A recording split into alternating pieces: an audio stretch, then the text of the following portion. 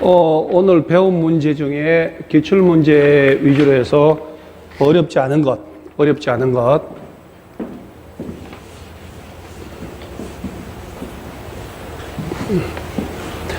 힘들고 안 풀리고 하더라도 단 10문제 중에 한두 개나 맞힌다 하더라도 굴복을 하면 안 되죠. 계속 반복을 하는 거예요. 올 10월 달까지. 이거 버릴 문제 하나도 없습니다. 가장 기본적인 문제입니다.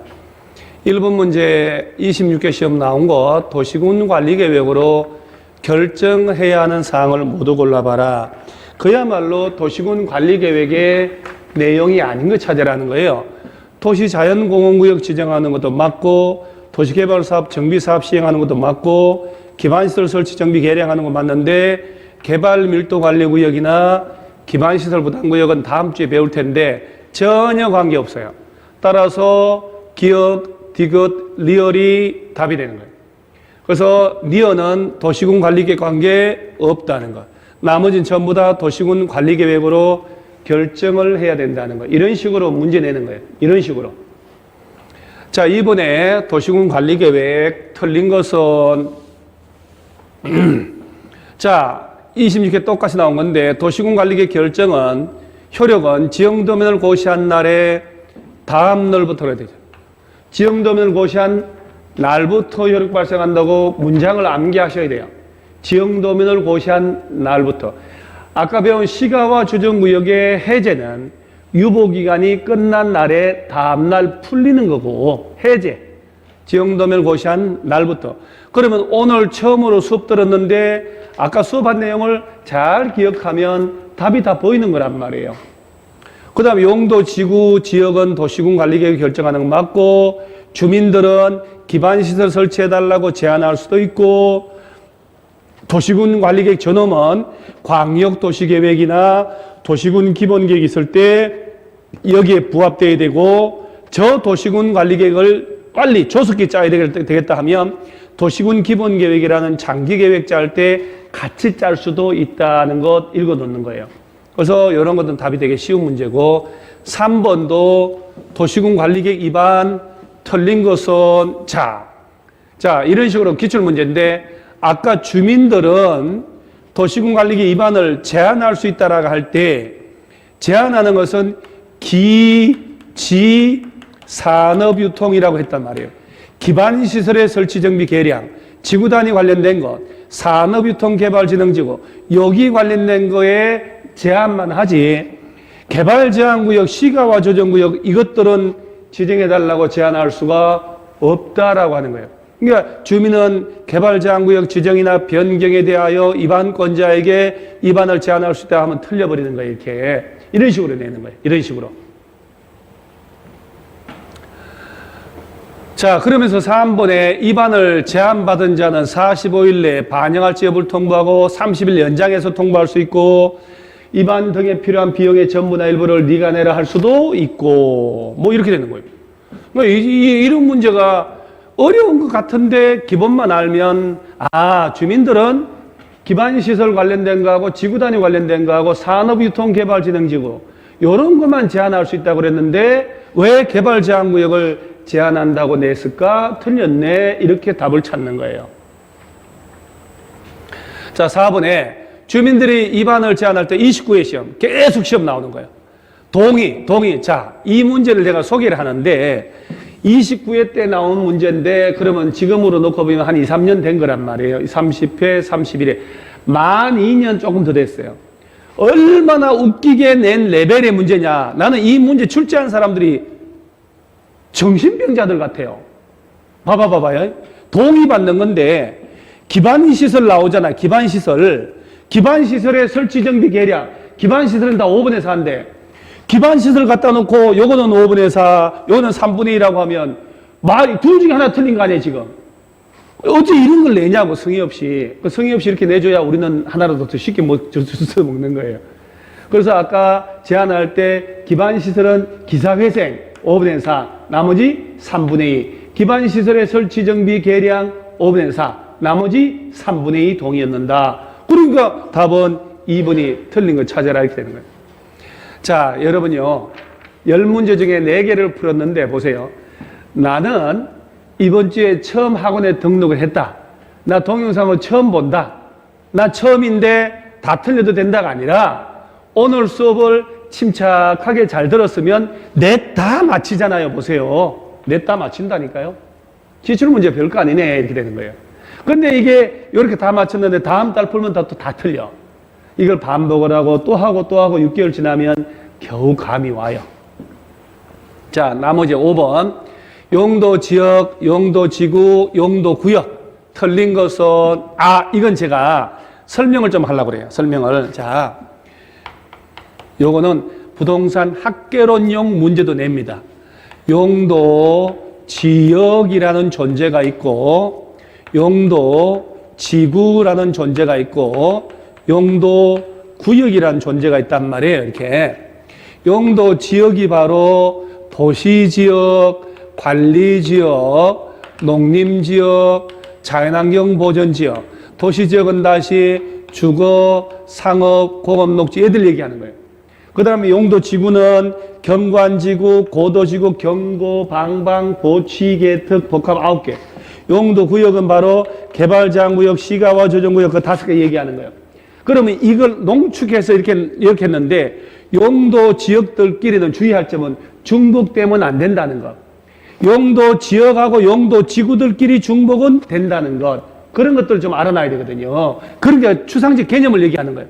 틀린 것은 용도 지역하고 용도 지구는 중첩될 수 있다. 그 얘기는 예를 들어 관리지역이라는 용도 지역인데 여기다가 고도지구나 방화지구를 지정할 수 있을까? 된다는 얘기예요.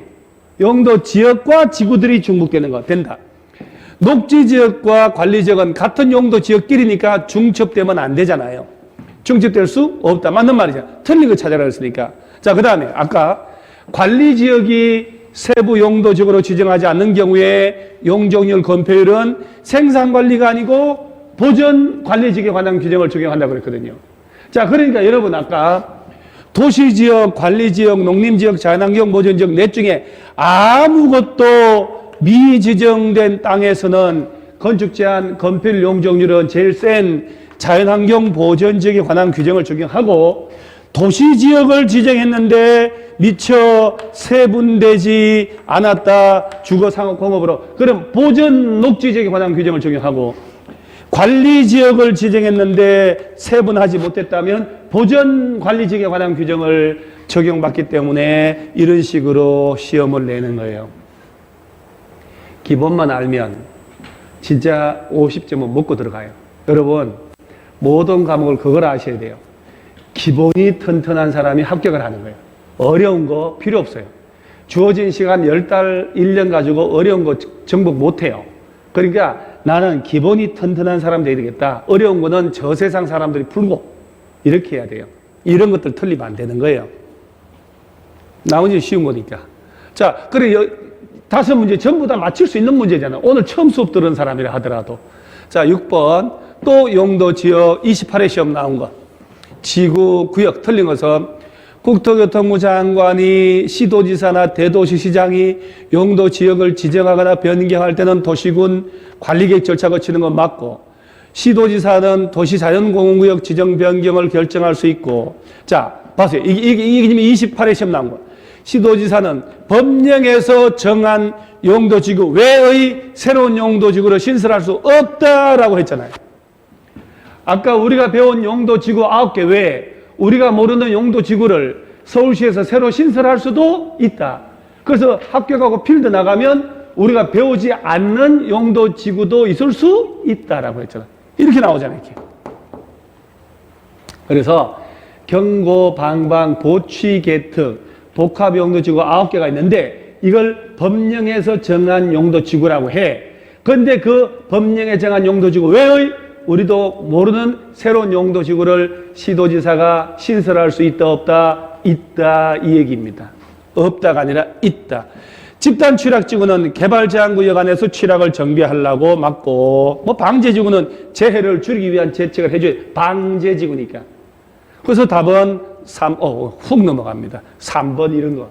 이거 뭐 야, 내가 이번 달에 처음 왔는데 다 풀리네? 야, 이렇게 가야 되거든요. 수업만 들었더니 다 풀리네. 이렇게 되는 거예요. 천재입니다, 천재. 자, 용도 지역의 세분. 자, 요거는 개념 묻는 거. 옳은 것은, 자, 우리 또 공인중개사 시험만 보면 재미없잖아요. 감정평가사 시험 문제입니다. 우리하고 시험 범위가 중복됩니다. 감정평가사 시험. 우리보다 한 단계 높은 시험이거든요. 자, 옳게 연결한 것. 자, 단독주택 중심의 양호한 주거 환경을 일종 전형이죠. 이종은 공동주택이니까. 자, 주로 농업적 생산을 위해서 개발 유보한다. 이건 생산 녹지지 보존 녹지가 아니죠. 자, 중고층 주택 중심 편리하게 요성 3종 일반 오케이 콜. 이렇게 개념을 묻는 문제도 나온단 말이에요. 아까 화면 쫙 띄워놓고 단독, 공동, 저, 중, 고 다 했던 것들.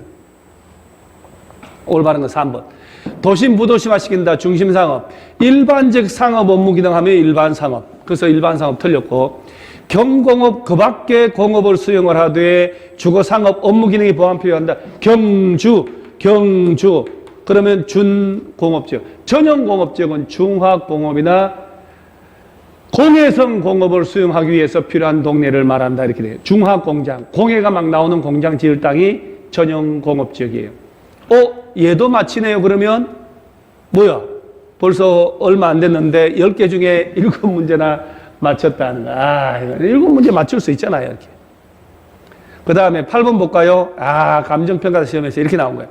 용도 지역이 미세분됐다. 볼까요? 도시지역 또는 관리지역이 세부 용도로 지정되지 아니한 경우에 용도지역별 건축 제한에 관한 규정을 적용할 때 해당 용도지역이 도시지역이면 보전 녹지지역에 관한 규정을 적용하고 관리지역이면 보전 관리지역에 관한 규정을 적용한다 해서 이런 식으로 빈칸형으로 감정평가사에서 시험 나온 거 2, 3년 뒤에 공인중개사 시험에서 그대로 써먹습니다. 32회 시험에 이런 식으로 또 나옵니다. 그래서 정답은 쉬운 문제고, 자, 9번 볼까요? 이런 문제. 아파트를 지을 수 있는 용도지역 골라봐라. 드디어 이런 문제가 여러분 눈에 보기 시작합니다. 나 진짜 하나도 몰랐는데, 부동산에 대해서 아무것도 몰랐는데 드디어 보인다. 자, 여러분요, 내가 하나씩 얘기해 볼게요. 공업지역 중에서는 아파트 안 돼.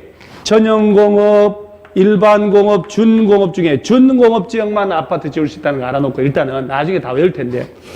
그 다음에 상업지역에서는 요 유통상업지역이 어디냐면 아까 유통상업지역은 도시지역 내외에서 뭐 유통기능을 정진하려고 해서 도시 외곽에 가면 대형 물류센터나 창고시설 같은 거, 도매시장 같은 거 있을 때 유통상업지역 지정해요.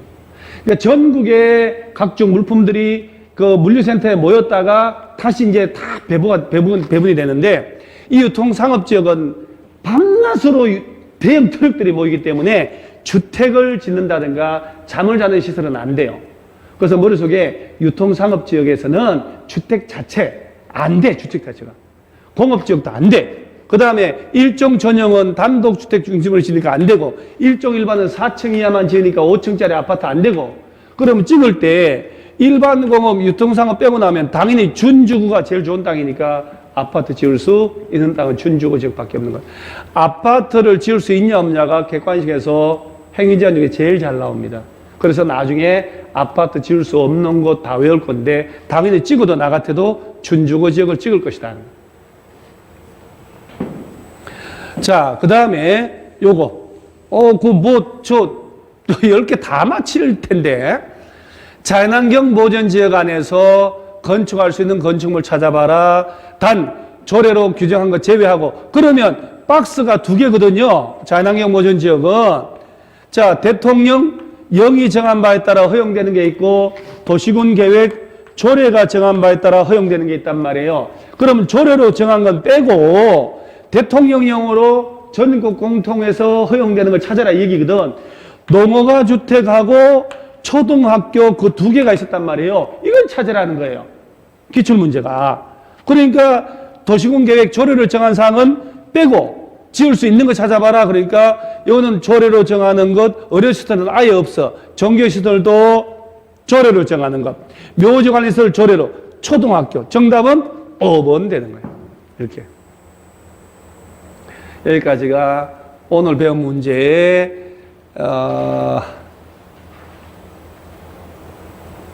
복습 문제입니다. 기출문제 중심으로 쉬운 것. 지금 1월달까지는 제가 이 그림이 찬란하게 동해에서 해가 뜨는, 이거는 황혼이 아니고 해가 뜨는 일출입니다. 일출. 멋있습니다. 진짜. 미래는 선택을 하는 사람의 몫입니다. 선택을 안 하고 주저하는 사람들은 아무것도 못해요. 그래서 공인중개사 나 공부해야 되겠다 선택하는 순간 미래는 나의 것입니다. 그리고 그 결과를 행동하는 사람이 가져갑니다. 공부를 해야 돼요. 말로만 해야지 하는데 행동을 안 해. 그럼 허방이에요. 뭐든지 결론을 선택을 하고 거기에 맞게 행동을, 용맹하게 행동을 해야 됩니다. 여러분들은 합격할 수 있습니다.